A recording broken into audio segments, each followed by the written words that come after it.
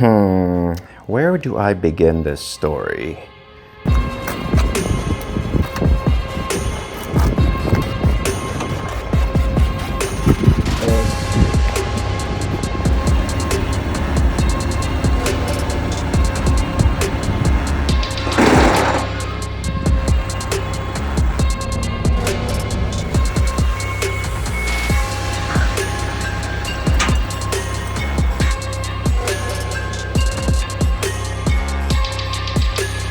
Oh, this is so cool!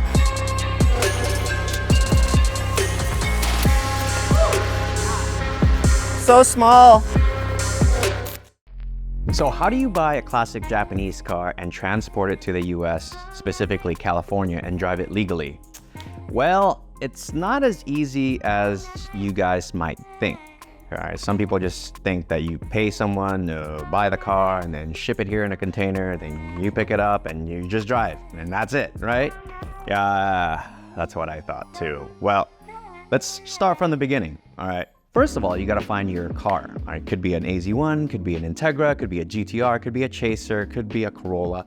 Whatever it is, the journey to finding the friggin' perfect car kind of sucks because you see these cars online. Like me, I saw this online and it looked great. You know, anything online looks great. Like I could shoot this in a way where it looks absolutely perfect, 5 out of 5 rating. Okay, in Japan, you get like a 1 out of 5, and then R is for repair, like salvage. All right, R is like salvage, but not really. There's so many freaking weird loopholes. But anyways, 1 to 5 is usually what they rate these cars. So my car, it's a 4.5, which is actually pretty high. And it's a low mileage car. This has 29,000 miles. It's a 94. Everything's perfect, all right? Now, online, any car can look perfect. So what I did was I saw this online and I emailed one of my good friends, Sakamoto-san of Garage Active. Now, you guys know Garage Active. He builds those crazy carbon R32 GTRs. He's a drag racer, builds like 1,000 horsepower GTRs and races them, right? His buddy actually owns a K-car dealership. And I was like, hey, Sakamoto-san, can you please go over there and check this out for me? Now, the one thing you have to do with these cars, especially if you're looking at it online, is you got to look under. All right, because a lot of these cars look great on the front, but in Japan, lots of things rust. All right, so they have snow and all that stuff. They put salt in the ground. So you got to make sure that you check under. You got to send someone out there to check under, or if you can't find someone to go and check it out like personally, have the dealership, you know, take photos and send it to you, or videos. All right, so I actually have a video of me and Sakamoto-san talking about this car on Line app. Expensive. Oh yeah. Good. All original. Everything original. Oh yeah, original. Yeah. Sakamoto-san, this one Hi. best model. Yeah. Best. Many AZ1. Oh, Yep. only best. Wow. Best. Engine sound. Engine sound? Engine かかるこれ。Engine sound, okay.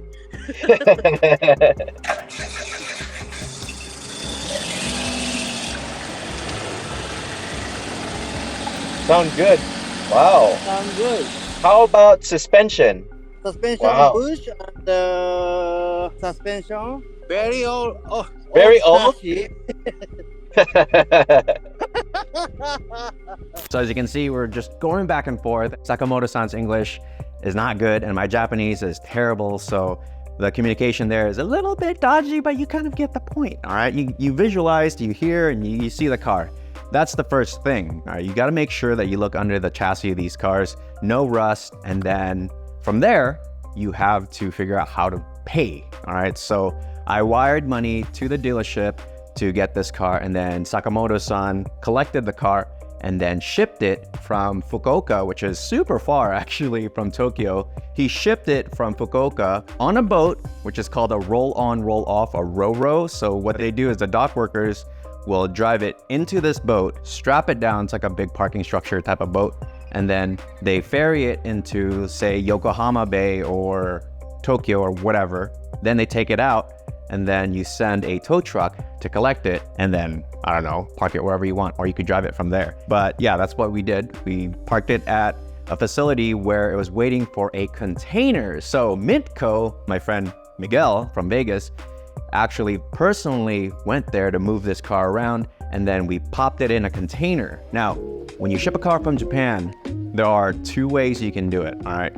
You either put it in a container, which is, I would say, the safest. The other way is roll on, roll off, the Ro-Ro, okay? Now, the Ro-Ro, it's all right. It's not a big deal to park the car in a big ship that's like a parking structure, all right? If you've ever seen how the Japanese dock workers load cars, it's absolutely insane how much care goes into it. And then you go to like the port of Long Beach and see how the dock workers do things. You're just like, holy crap, this is crazy. But anyways, I would go with container because container is cool. They drop off the container, you load it with 3 cars or whatever. If you have a bunch of these K cars, you could probably fit like 6 of them. And then you tie it up yourself. You can even put extra parts in the back of the container or whatever. In our case, we had a 964, a Land Cruiser that was lifted up, and then we put the AZ1 under it with cables, and it actually arrived no problem. It was like 3 inches away from hitting both fenders on the wheels of the Land Cruiser. It was totally fine. So the container is probably the best way to ship because you can load it yourself and you can unload it yourself. No one touches it, no dirty feet, none of that stuff, all right, from workers. The bad part is sometimes it takes longer to receive your car in a container because you have to wait for boat slots, or you have to wait for someone to pick up the freaking, container or whatever on both sides here in the US and in Japan. So, and it's also more expensive because there's like so many fees with picking up the freaking container and transporting it within like the system. It's crazy how much more you pay to container ship a car, all right? Now, I would say if you do the roll on, roll off, which is you park it at the lot and then the dock workers prep it and they load it into the container ship, basically like a big parking structure, like I said, and they just strap it down. That is the cheapest, and probably, I would say it's 2 times cheaper than a container, probably 3 times cheaper, all right? But the bad part is they handle the car, they get in and out. They could have dirty shoes, maybe they don't, maybe they have dirty hands. And sometimes you can possibly damage the car with a roll on, roll off because, it's just strangers moving the cars around.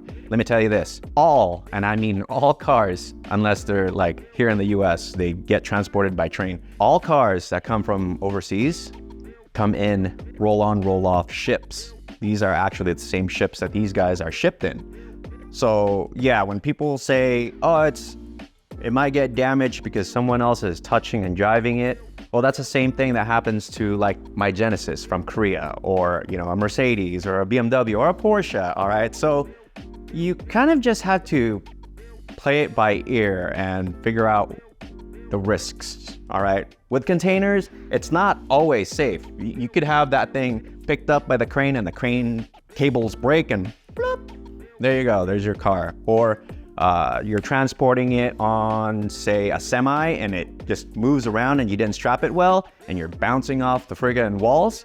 That can happen too. So both have risks. But for me, I felt like the container was the best thing to do.